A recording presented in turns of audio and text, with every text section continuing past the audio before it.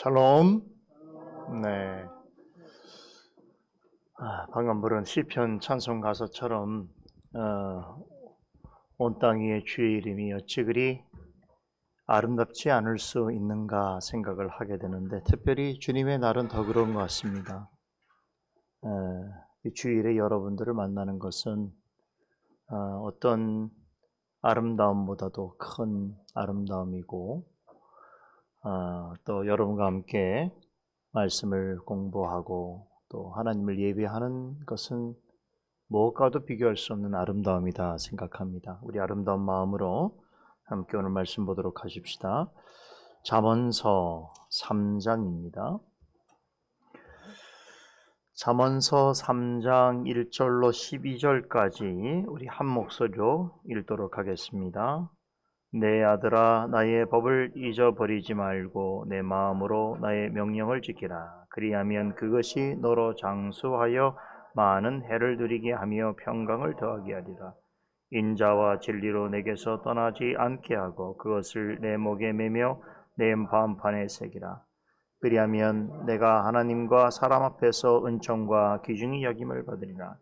너는 마음을 다하여 여호와를 의뢰하고 내 명철을 의지하지 말라. 너는 범사에 그를 인정하라. 그리하면 내 길을 지도하시라. 스스로 지혜롭게 여기지 말지어다. 여호와를 경외하며 악을 떠날지어다. 이것이 내 몸에 양약이 되어 내 골수로 윤택하게 하며 내 재물과 내 소산물의 처음 익은 열매로 여호와를 공경하라. 그리하면 내 창고가 가득히 차고 내 집들에 새 포도즙이 넘치리라. 내 아들아, 여호와의 징계를 경히 여기지 말라. 그 꾸지람을 싫어하지 말라. 대저 여호와께서 그 사랑하시는 자를 징계하시기를 마치 아비가 그 기뻐하는 아들을 징계함같이 하시느니라. 아멘. 자, 오늘은 잠언 3장의 첫 번째 단락 내용을 잠시 상고해 보려고 합니다. 1절을 보면 이제는 우리에게 제법 익숙하게 들려오지요. 어떤 호칭이 나옵니까? 내 아들아 라고 하나님을 경외하는 아버지가 사랑하는 자녀를 향해서 부르는 말이 나오죠. 이 말이 우리 앞서서 1장 10절과 2장 1절에 두 번 언급되었습니다. 그리고 오늘 본문은 세 번째로 아버지가 아들을 향해서 내 아들아 라고 하는 호칭과 더불어서 내용이 시작이 되고 있습니다. 자, 잠언 3장에 보게 되면 이 호칭이 세 번 등장합니다. 1절, 11절, 21절입니다. 잠언을 연구하는 성경학자들은 잠언 1장에서 9장까지 아버지가 아들에게 이렇게 교훈하는 내 아들아 라고 하는 말과 더불어서 교훈하는 내용이 총 13번 나온다고 그렇게 설명합니다. 그런데 3장에서는 이 교훈이 3번 나오는 것인데, 그래서 앞서 우리가 1장, 2장에서 첫 번째, 두 번째 교훈이었다면 3장에서 몇 번 나오는 거겠습니까? 3번의 교훈이 나오는 것이겠죠. 그래서 3장 1절에서 12절까지가 첫 번째 교훈, 13절에서 20절이 네 번째 교훈, 그리고 21절에서 35절까지가 세 번째 교훈이죠. 그래서 오늘 우리는 지금까지 배운 내용에서는 세 번째 교훈에 해당되어지는 아버지가 아들에게 전하는 교훈을 살펴보게 되는 것입니다. 자, 먼저 우리가 내용을 살펴보기 전에 눈여겨볼 대목이 있습니다. 본문이 가지고 있는 아주 독특한 문장 형식 구조인데요. 자, 1절에서 12절에 보면 이 말씀이 계속 한 가지 형태로 반복되는 걸 볼 수 있습니다. 무엇을 하라, 그리하면 뭐뭐 하리라 라고 하는 형식의 문장이 계속해서 반복적으로 나옵니다. 여기서 하라라고 하는 말은 명령어이겠지요. 명령하는 것이라면, 그리하면 뭐뭐 하리라 라고 하는 말은 그 명령을 따를 때 주어지는 약속과 축복을 표현하고 있습니다. 더 흥미로운 점은 본문 내용을 잘 살펴보면 두 구절씩 짝을 이루고 있는데, 주로 홀수절에는 뭐뭐 하라 라고 하는 아버지의 명령이 나오고, 짝수절은 그 명령에 따른 약속을 언급합니다. 이런 문장 패턴을 우리가 알고 이 본문을 보면 훨씬 이 본문의 의미가 잘 드러나는 것을 확인해 볼 수 있습니다. 자, 이런 관점에서 보자면 본문은 뭐뭐 하라 그리하면 뭐뭐 하리라고 하는 형식의 문장을 가지고 있는 내용이 몇 가지 나오겠습니까? 수학 같죠? 자, 홀수, 짝수, 홀수, 짝수 이러니까 6가지가 나오게 되는 것이죠. 그 홀수절은 뭐뭐 하라는 명령이 나오고 다음에 이어지는 짝수절에는 그 홀수절에서 명령하는 그 말씀에 따를 경우에 주어지는 약속과 축복이 언급되어 있다. 이렇게 보면 되겠습니다. 자, 그래서 6가지의 명령과 6가지에 따르는 축복을 오늘 이 말씀을 통해서 한번 확인해 보도록 하겠습니다. 첫째는요, 1절, 2절부터 보면 아버지는 아들에게 마음을 다해서 나의 법과 명령을 지키라고 명합니다. 하나님을 경외하는 아버지가 아들에게 지키라고 말하는 법과 명령은 무엇입니까? 여기 보세요. 나의 법과 명령을 지키라고 하는 건데 그것은 자신에게서 나온 것이 아닙니다. 자신이 만든 법과 자신의 교훈을 지키는 것이 아니라 자, 지금 앞서서 우리 1장, 2장 통해서 아버지가 지금 아들에게 자녀에게 뭘 가르치는 거예요? 하나님의 지혜에 대해서 가르치지 않습니까?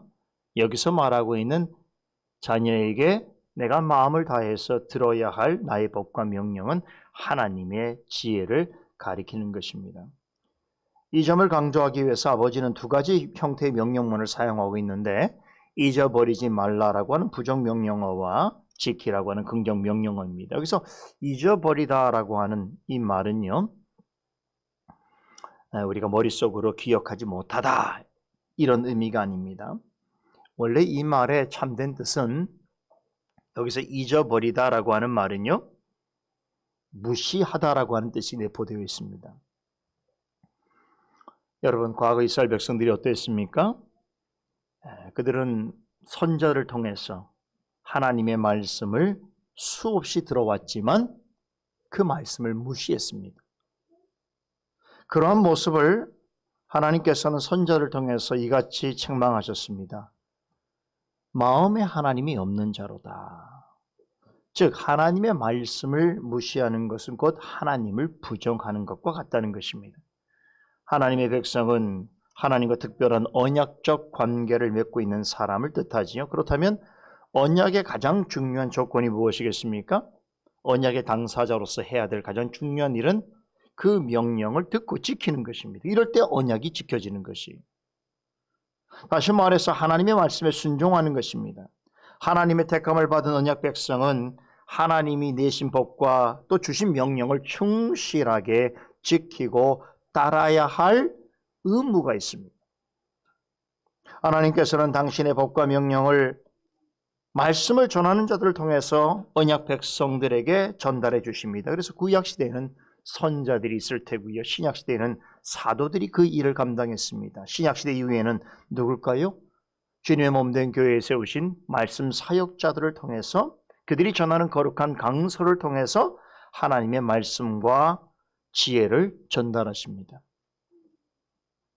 그래서 하나님의 지혜는 다 사람의 입술을 통해서 전달되어집니다. 그런데 놀라운 것은 하나님은 그 사람의 입을 통하여 전달되어지는 그것을 하나님의 가르침이라고 인정하십니다. 언약 백성이라면 하나님의 가르침을 잘 듣고 따르는 것이 당연한 일임에도 하나님으로부터 나오는 지혜의 법과 명령을 잊지 않고 지키면 어떻게 하시겠다는 것입니까? 그에 상응하는 축복을 주시겠다라고 약속하십니다. 2절은 구체적으로 마음을 다해서 하나님의 법과 명령을 지키는 자녀에게 주어질 축복을 소개하고 있죠. 뭡니까? 장수와 평강의 복이 그것입니다. 하나님을 경외하는 아버지를 통하여 전달되어지는 하나님의 법과 명령을 자녀가 잘 순종할 때에 어떤 축복이 주어지는가? 먼저 장수의 축복이 주어진다고 합니다. 여러분, 장수 원하십니까? 장수가 되기를 원합니까? 그 장수가 아니죠. 오래 사는 것이죠. 모든 인간의 로망이죠. 어떤 게 로망입니까? 건강하게 오래 사는 것. 근데 여러분, 장수의 축복하면 어떤 말씀이 떠오릅니까? 십계명의 5번째 계명의 약속이에요. 내 부모를 공경하라. 그리하면 너의 하나님 나 여호와가 내게 준 땅에서 내 생명이 길리라. 5번째 계명에서 말하고 있는 이 부모가 누굴까요? 생물학적인 부모를 가리키는 것이 아니라는 걸 우리는 이미 알고 있지요. 하나님으로부터 권위를 부여받은 사람입니다. 즉 하나님의 권위를 따라 가르치는 자들이 바로 부모인 것입니다. 하나님의 말씀을 전하는 이들을 공경한다면 그것은 곧 하나님 편에서는 당신, 하나님을 경외하는 것으로 이해하시는 것입니다. 그렇게 한다면 내 생명이 길이라 라고 말씀하십니다. 여기서 생명은 영원히 살아계신 하나님과 함께하는 풍성한 삶을 의미합니다. 따라서 내 생명이 길이라 라고 하는 말씀은 그저 이 땅에서 건강하게 오래 사는 것을 의미하는 것이 아니라 영원히 살아계신 하나님과 함께 살게 될 것을 이야기하는 것입니다. 아버지는 이렇게 하나님의 법과 명령을 잘 듣고 지키면 평강을 더하여 주실 것이라고 교훈합니다. 여러분, 성경에서 말하고 있는 진정한 샬롬, 샬롬이 뭡니까? 평강이지요? 평안이죠? 진정한 샬롬이 뭔지 아세요? 사나 죽으나 영원하신 하나님과 더불어 기쁨과 즐거움을 누리는 삶. 여기서 사는 것만 얘기하는 게 아니에요. 죽으나. 이게 진정한 샬롬인 것입니다. 살든지 죽든지 하나님으로 인해서 기뻐하고 즐거워할 수 있는 것이 진정한 장수이고 진정으로 평강을 누리는 것입니다.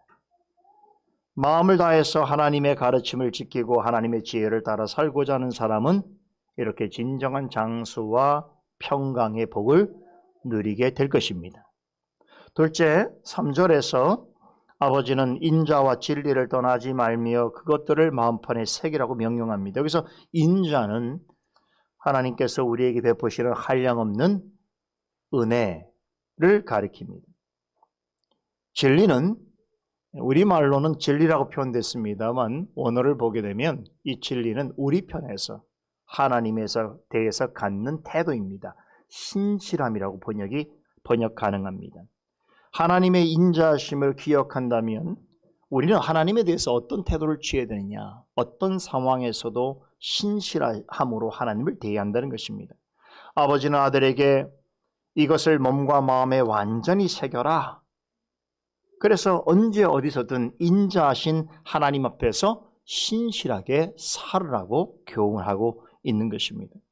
그렇다면 여러분, 어떤 상황에서도 인자신 하나님 앞에서 신실하게 살아가려고 할 때에 어떤 약속과 축복이 주어지는가? 하나님과 사람 앞에서 은총을 받고 귀중히 여김을 받게 될 것이라고 말씀하고 있습니다. 이렇게 하나님을 신실하게 대하는 사람은 참 큰 축복을 누리게 되는데 하나님 앞에서뿐만 아니라 사람 앞에서 귀중히 여김을 받게 되어집니다. 4절에 귀중히 여긴다라고 하는 이 말은요, 선한 분별력을 뜻합니다. 하나님의 인자와 진리를 따라서 참으로 신실하게 살아가려고 하는 성도는 어디에서나 선한 분별력을 가진 총명한 사람으로서 인정을 받게 되고 사람들로부터 사랑과 존중을 얻게 됩니다. 특별히 믿는 자들 앞에서 이렇게 인자하신 하나님 앞에서 신실함을 드러내고 살아가는 성도는 닮고 싶은 사람, 함께 하고 싶은 성도로서 귀중히 여김을 받습니다. 이렇게 하나님의 인자와 진리를 마음판에 새기고 부지런히 그것을 쫓고 행하고자 하는 사람에게는 이런 약속이, 축복이 보장되어 있다라고 하는 것을 잊지 마시기 바랍니다. 셋째는 5절에서 아버지는 아들에게 내 자신의 명철을 의지하지 말고 마음을 다하여 하나님을 신뢰하라고 명합니다. 여기서 명철은 이해력과 통찰력을 뜻하는 말로 지혜의 다른 이름이지요. 하지만 아버지는 여기서 지혜를 말하면서 내 지혜를, 너의 지혜를 의지하지 말라라고 강조합니다. 여러분, 사람은 무엇을 이해할 수 있는, 판단할 수 있는 능력이 있습니다. 이것이 동물과 또 다른 점인데, 하나님께서는 사람을 당신의 형상대로 창조하실 때에 이러한 이해력과 판단력을 선물로 주셨습니다. 그래서 옳고 그름이 무엇인지를 사람으로부터 알게 하셨습니다.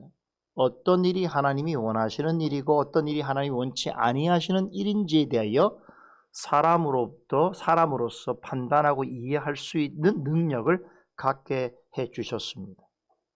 그럼 이런 능력을 사람에게만 주신 이유는 무엇인가? 왜 그렇겠습니까? 모든 면에서 하나님의 하나님 되심을 인정하고 그 하나님을 경외하며 경배하는 삶을 살도록 하시기 위해서입니다. 그런데 여러분, 첫 번째 인류 아담과 하와가 어떻게 했습니까? 이 능력을 부여받고도 이 능력을 선한 데 사용하지 않았지요. 하나님을 경외하고 경배하는 데 사용하지 아니하고 오히려 하나님을 의심하고 반역하는 데 사용했습니다.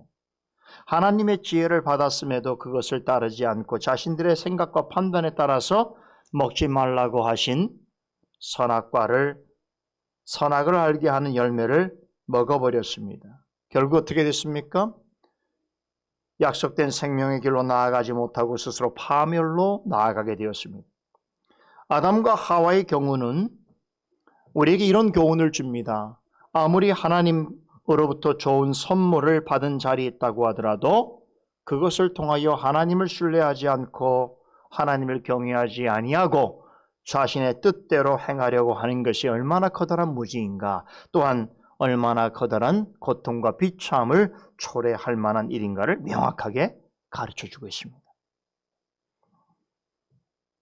모든 사람이 하나님으로부터 은사를 받았어요. 그런데 그 은사를 하나님이 주신 하나님의 뜻대로 하나님을 위하여 사용할 생각을 하지 아니하고 오직 자신을 위하여, 오직 자신의 목적만을 위하여 사용하려고 할 때에 오히려 그것이 자신에게 큰 저주가 될 수 있습니다.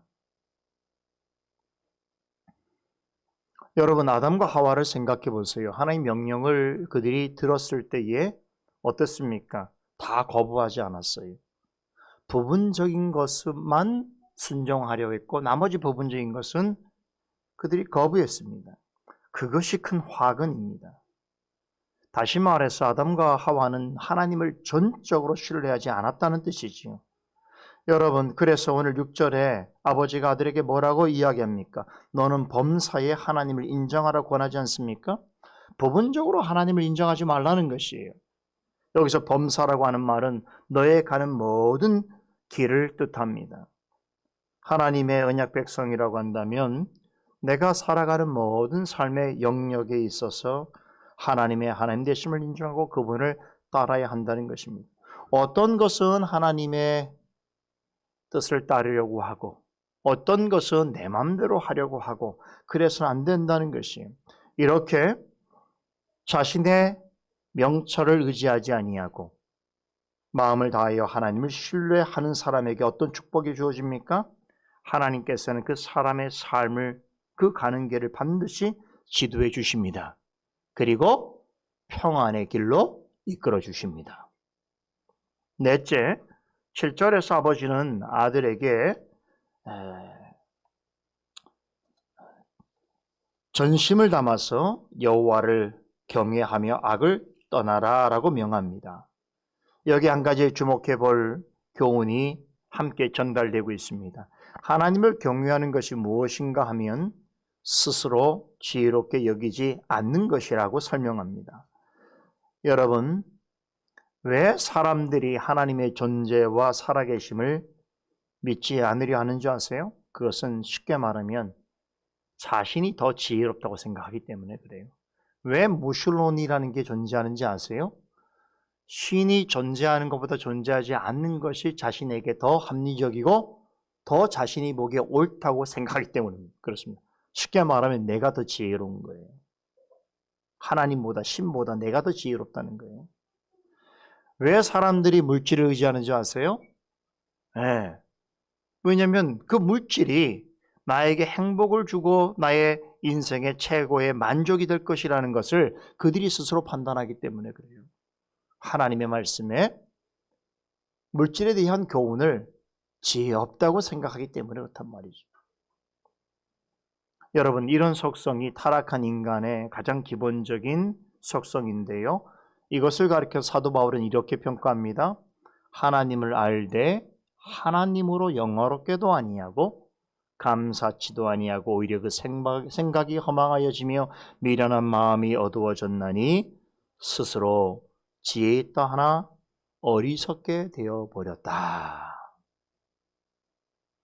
스스로 지혜롭게 생각하는 인간의 하나님 앞에서의 실존이 어떻다는 거예요? 나름대로 하나님을 알려고 하는 것 같지만 사실은 그걸로 하나님을 영화롭게 하거나 감사하려고 하는 것이 아니고 오히려 허망하고 어두워진 생각과 마음으로 자신이 신보다 더 지혜로운 존재가 되기를 바란다는 것이죠. 스스로 지혜 있다 하는 것은 결국 하나님을 떠나 있는 삶이라고 하는 증거입니다. 아버지는 아들에게 사람이 자신을 지혜롭게 여기는 것은 죄악이라 라고 단정합니다. 여러분, 부모님들이 자녀에게 이렇게 말할 수 있습니까? 그건 악이다. 하나님을 경외하지 않는 것, 스스로 지혜롭다 하는 것은 하나님 앞에서 큰 죄악이다라고 말할 수 있어야 됩니다. 요즘은 그렇지 않더라고요. 좀 이상한 일들이 있어요. 자녀가 문제가 생기고 잘못된 생각과 잘못된 판단에도 무조건 존중해 줘야 된다는 게 요즘 교육이나 요즘 많은 사람들이 가르치는 그러한 이야기 같아요. 뭘 해도 다 이해를 해줘야 되고 뭘 해도 다 용납해 줘야 돼요. 이게 교육이라고 생각하는, 이게 자녀 양육이라고 생각하는 것 같아요. 악을 악이라고 말하면 안 돼요. 죄를 죄라고 말하면 안 돼요. 잘못을 책망하면 안 돼요. 다 이해해야 돼요. 과연 그럴까요?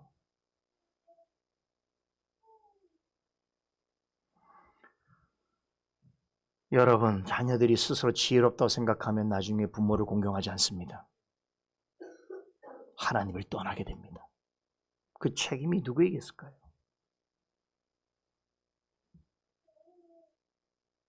그러면서 아버지는 여호와를 경외하라고 자녀에게 말하지요. 여호와를 경외한다는 것은 하나님을 의식할 뿐만 아니라 항상 그분의 가르침에 귀를 기울이며 사는 것을 말합니다. 그런 사람은 교만해지려야 교만해질 수가 없어요.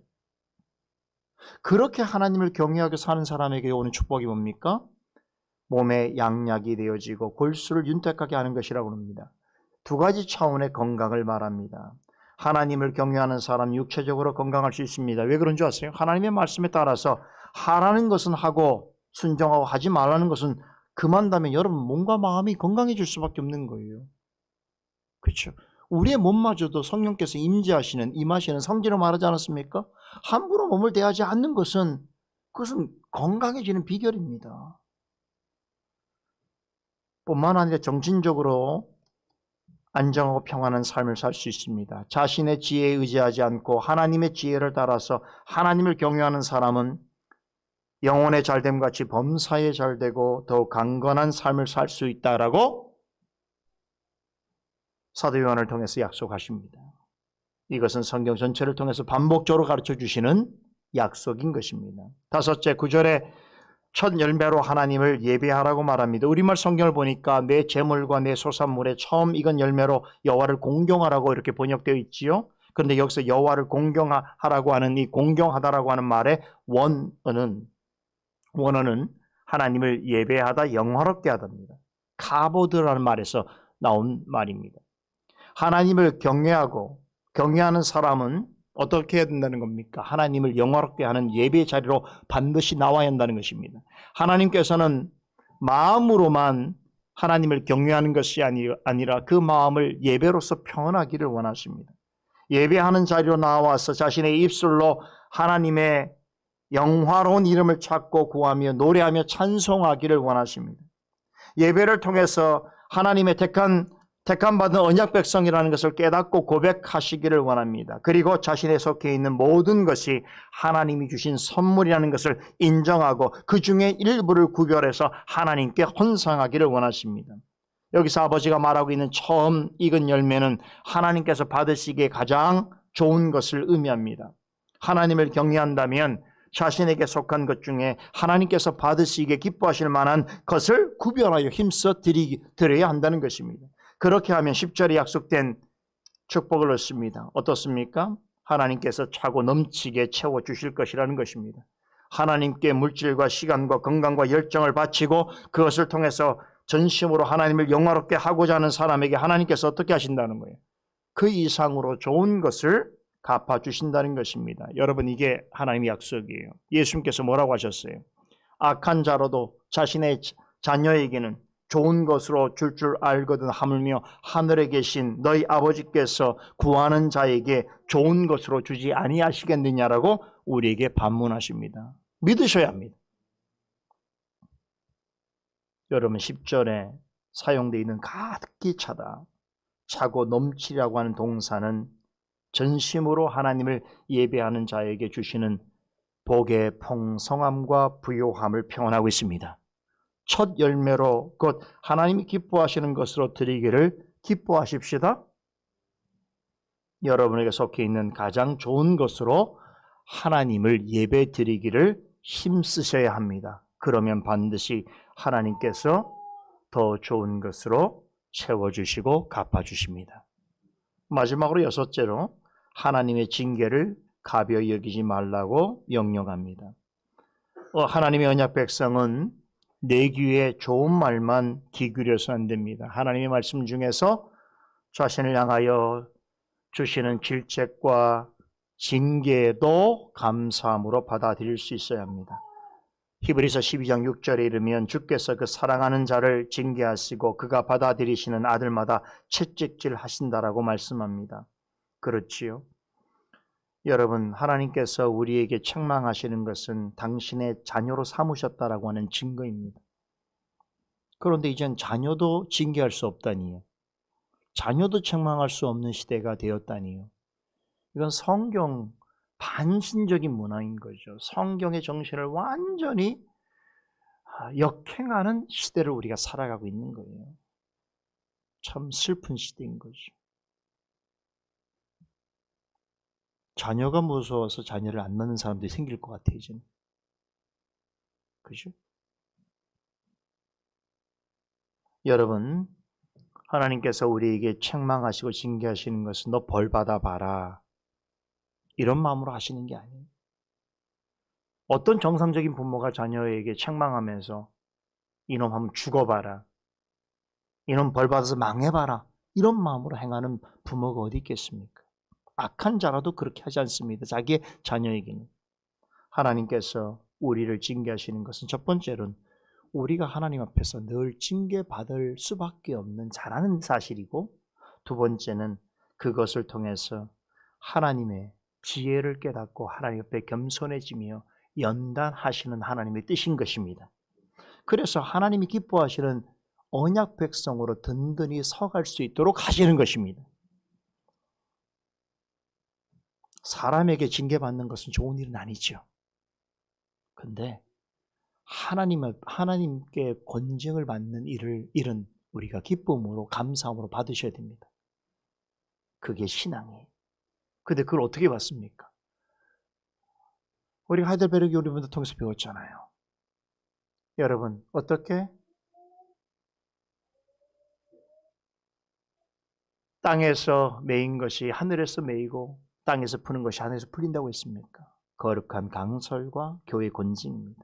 교회 권징이 뭡니까? 우리가 주님 앞에서 말씀 속에서 늘 자신을 향하신 책망과 바르게 교훈함을 우리가 듣고 깨달을 때에 어떻게 됩니까?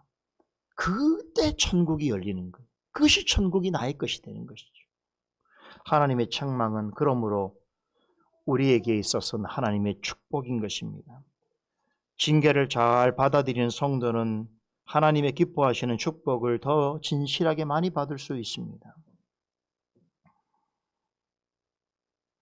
하나님의 사랑을 더 많이 받게 되는 것입니다. 여러분, 우리 자녀를 키울 때도 느끼잖아요. 자녀가 둘이 있는데 한 애는 부모가 잘못한 걸 지적하면 엄마 아빠 용서해 주세요. 제가 잘못했어요. 인정하는 자녀하고 바득바득 부인하면서 다른 핑계를 여러분 누구에게 더 사랑을 많이 같은 자녀라도 사랑이 누구에게 더 많이 가겠어요?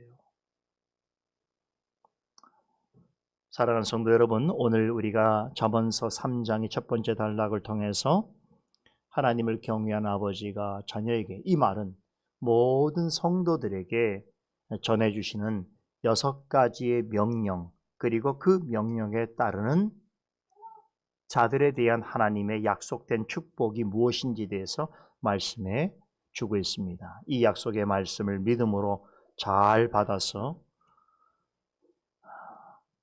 축복을 누리는 우리 모두와 우리 교회가 되기를 간절히 소원합니다. 기도하십시다. 거룩하신 하나님, 참으로 복되고 아름다운 주일입니다.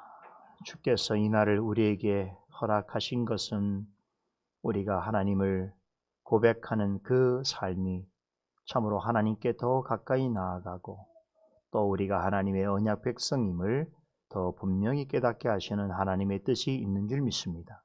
이제 말씀을 들음으로 함께 오늘 주일의 모든 시간을 시작하려고 합니다. 특별히 잠언서 말씀을 통하여 하나님의 지혜의 말씀을 우리에게 전하여 주시니 감사드립니다. 늘 우리를 향하여 명령하시는 하나님의 그 말씀 앞에서 겸손히 듣고 순종하여 약속된 복을 누리며 또한 하나님과 더불어 기뻐할 수 있는 우리 모두가 되게 하여 주시옵소서. 예수 그리스도 이름으로 기도드리옵나이다. 아멘.